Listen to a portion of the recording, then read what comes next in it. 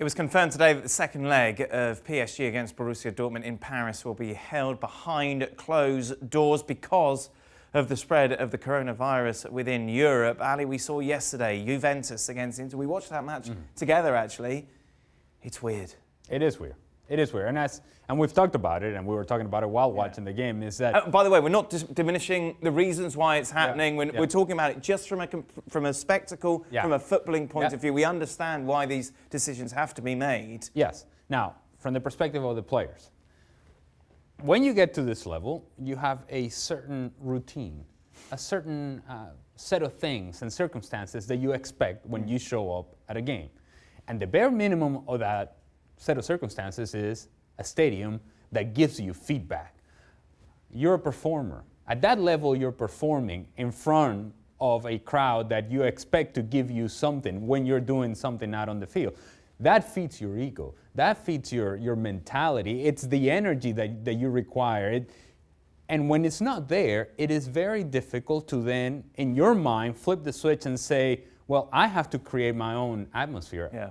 It is flat everywhere else, and yet I have to make the transition and understanding well within my head and my heart and my soul and my body that, let me tell you something, this is Champions League. It's not a training match. It's not a scrimmage on a Sunday morning. No. This is Champions League, and it's a defining moment. And what I do here matters to me, to the fans watching on TV, matters to the whole world. It's important. It matters, even though it doesn't feel like it does because you're in an empty stadium. Who does it give the advantage to?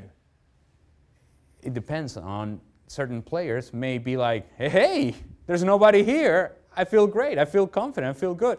Others would need that ego to be fed. And so a guy like Neymar, for example, a guy like Mbappe, you're like, wait, what's happening? You need that immediate feedback from the crowd at times, and when it's not there, it's a little odd. I would say that Borussia Dortmund would have the advantage in the sense that you're not necessarily playing an away game. You're not playing a home game either. You're playing a game in a side that is neutral from the perspective of it is very sterile. It's flat. There is no atmosphere, so there is no pressure coming from anywhere. So I'm guessing that this is in some way an advantage to Borussia Dortmund. However, if you're PSG, this is your locker room, this is your stadium, it is your environment. It may not be the environment that you're used to, but this is the moment in which you come up with the goods because you have the talent that on paper should be not only advancing, but should be one of the favorites to win the whole competition. It's time to prove it out on the field. Dortmund, of course, with a 2-1 lead going into this game, but you're going for PSG? I'm going for PSG because I'm thinking about talent out on the field, which it hasn't been always the case for PSG in terms of being able to overcome their own mental block and their own frailties and their own vulnerabilities. But they have so much talent that if it does come together, I don't think that Borussia Dortmund has enough defensively to keep Neymar from stretching his leg, to keep players in the attacking half from truly creating.